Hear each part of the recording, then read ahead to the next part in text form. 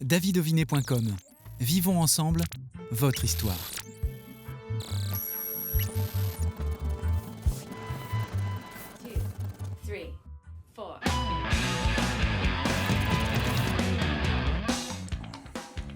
Bienvenue dans l'émission Backstage. Aujourd'hui, nous allons mettre l'accent sur les arts de la rue avec notre invité qui fait partie de la Grande Bim et il s'appelle Thibaut.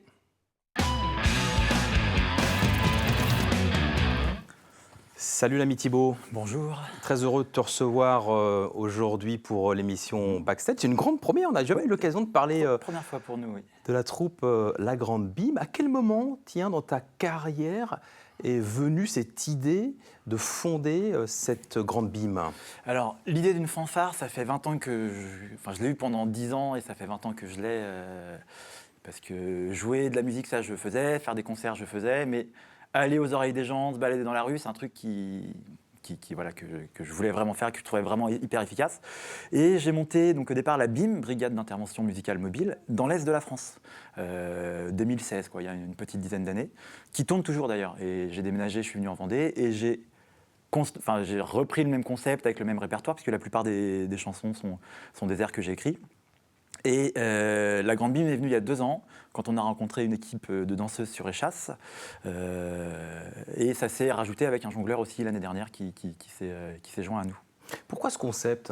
Pourquoi tu es parti sur cette idée? Parce que être mobile, c'est aller aux oreilles des gens, c'est aller les chercher, ça j'aime beaucoup. Et puis c'est un peu foutre le bordel, moi ça j'aime bien. C'est-à-dire que voilà, on peut faire des concerts, mais le concert, il faut jouer à tel endroit une fois que le matos s'est installé, ça ne bouge plus. Alors c'est bien aussi, hein, on a un meilleur son en concert, mais là c'est plus brut, plus efficace, c'est plus dans l'urgence, la fanfare, quoi. Il y a un côté comme ça qui moi, me plaît beaucoup. J'adore le nom. La Grande Bim, tu vas nous redonner la signification, tu l'as dit juste avant, oui. Mais redonne-nous le contexte aussi de ce nom de troupe. Ah, on avait donc la fanfare, on avait les musiciens, il fallait trouver un nom, c'est toujours la même histoire. Et puis, de fil en aiguille, on s'est dit des lettres qui marchent bien. Et j'étais sur cette troisième d'intervention musicale mobile, ça faisait team. Et puis, on discute et puis on se dit, tiens, brigade d'intervention musicale. Et là, on se dit bim. Et là, on se dit, ah, et bim, on l'a. Ah, génial. Ça a fait mouche. Ouais, ça fait mouche. Direct. Le nom fonctionne. Le copain fait le logo. On salue le copain, comment s'appelle-t-il? Ça, c'est Julien. Donc ça, c'est lui, il fait banjo, donc dans la sœur jumelle de l'Est de la France. C'est le banjoïste et chanteur qui a fait le logo. Et cette brigade a vocation à disséminer la France? Je pense pas que je vais en monter 150. Ça existe, hein, il y a des fanfares comme ça qui existent au niveau national. Mais voilà, il y en a 2. Un jour, on se rencontrera, on ne s'est jamais rencontrés tous, mais un jour, on se rencontrera, ça c'est sûr. Et il y en a une qui joue plutôt dans l'Est de la France, autour de Troyes, Reims, Provins, Paris. Et puis nous, on est vraiment localisés Vendée, Loire-Atlantique, Maine-et-Loire, quoi, globalement. Parle-nous des membres de la troupe, alors on va en voir tout à l'heure. Alors tout à l'heure, on sera incomplet, on sera moitié de l'équipe. Oui, que des garçons. On sera la moitié garçons et l'autre moitié, c'est l'autre moitié filles. Donc sur la section musique, qui ne sera pas tout à l'heure, il y a une clarinettiste, Virginie, qu'on salue, elle travaillait, elle ne pouvait pas venir.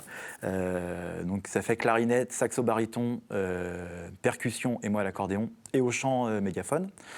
Et on a 3 danseuses sur Échasse. Enfin 2 ou 3 selon les configurations. Donc, Nathalie, Émilie et Caro, qui sont sur des échasses de 90 cm et qui sont des parts des danseuses. C'est-à-dire que c'est de l'échasse mais chorégraphiée. Et qui interviennent beaucoup avec le public, il y a des chorés, puis il y a des moments où c'est vraiment du spectacle vivant. Et on a Louis qui nous a rejoint, qui lui est au jonglage, qui jongle à 1 balle, 2 balles, 3 balles, 4 balles, 5 balles, 6 balles, et il monte jusqu'à 9 balles. Ouais, on va Ce le qui voir en tout à rue l'heure. n'existe pas. Alors là, tout à l'heure, on ne pourra pas le faire à cause de la hauteur sous plafond, mais en rue, 9 balles, je crois que c'est le seul cas où on peut voir quelqu'un. Une grosse performance. Oui, Tu as cité l'ensemble des membres? J'ai pas cité ceux qui seront sur le plateau, les musiciens. Donc au saxophone baryton, Joseph Morino, à la percussion, Alex Caboc, et puis moi, Thibaut Audon, à l'accordéon. Et tu les représenteras évidemment tout à l'heure. Tu joues aussi, toi, sur Échasse? Oui, alors là, je le ferai pas tout à l'heure, mais effectivement, quand on est en rue, je monte sur petites échasses. C'est pas extraordinaire, mais ce qui est intéressant, c'est que ça me permet de voir, c'est un peu comme si j'étais sur une scène, donc de voir un peu plus qu'autour de moi, ce qui se trouve que je suis pas très grand. Et les petites échasses font que les gens se demandent C'est-à-dire que je fais 2,10 m sur mes petites échasses, et donc premier coup d'œil, ils se disent il est grand, et puis après ils regardent, et puis ils se disent non, il doit être sur échasse quand même. Mais c'est pas évident, j'imagine, pour toi, de coordonner la musique, les échasses. C'est du spectacle vivant, c'est-à-dire qu'il faut avoir des yeux partout, voir où sont les copains, parce qu'on bouge, donc on ne bouge pas tous toujours au même rythme. On n'est pas sur de la fanfare, marche au pas, qui avance tous pareil. Donc il faut voir où sont les autres, il faut voir où sont les danseuses. Des fois, il y a l'organisateur qui nous demande d'aller à tel endroit, puis à tel endroit, puis à tel endroit, parce que c'est selon les lieux où on joue, on nous demande des choses très différentes. Et donc du coup, voilà, quand on joue, il faut avoir des yeux partout. Il faut se rappeler que je fais aussi de l'accordéon et que je ne me plante pas dans les doigts et que je me rappelle du texte quand je chante. Enfin, voilà, c'est plein de choses en même temps, mais ça j'aime bien. Tu joues aussi en fixe, tu as joué dans d'autres formations. Quelles sont justement les particularités de troupes comme cela qu'on peut voir ici ou là, des troupes itinérantes? Qu'est-ce qu'il faut avoir? Faut jouer avec le public, il faut aller chercher le public et faut vraiment faut rentrer dedans. C'est là où c'est de l'art de la rue bien plus que de la musique.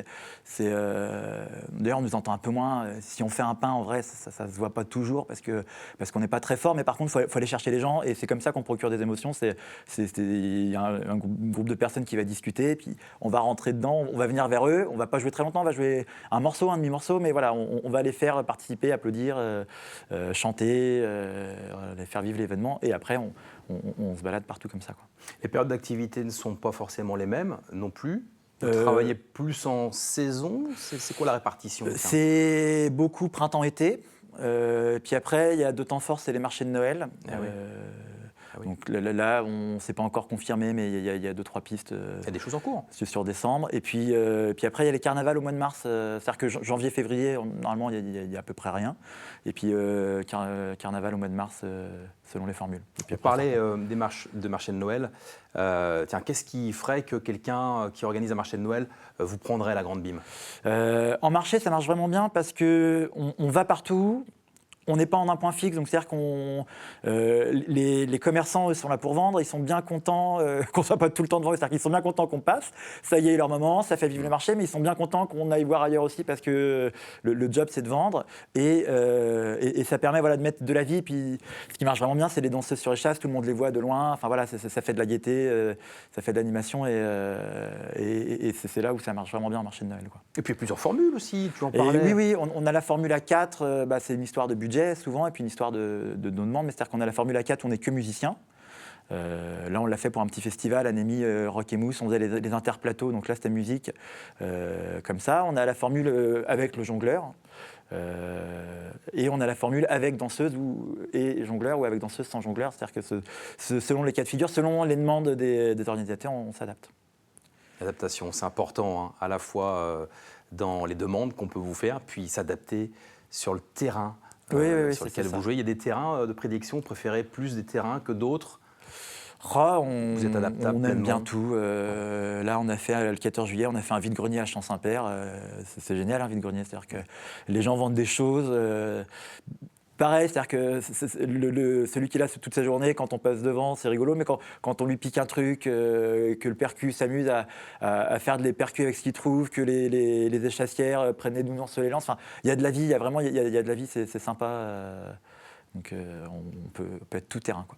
Nicopée, c'est le titre que vous avez choisi de nous interpréter. Pourquoi Nicopée? C'est une chanson hommage à un copain qui s'appelait Nicolas, qui est contrebassiste et puis qui est plus là. Et je suis parti d'un thème qui jouait dans un de ses groupes de musique qui s'appelait Alem, et qu'on retrouve à un moment donné dans le morceau. Et j'en ai fait une adaptation. Et donc voilà, c'est un hommage à ça. Et c'est assez représentatif de ma façon d'écrire la musique globalement.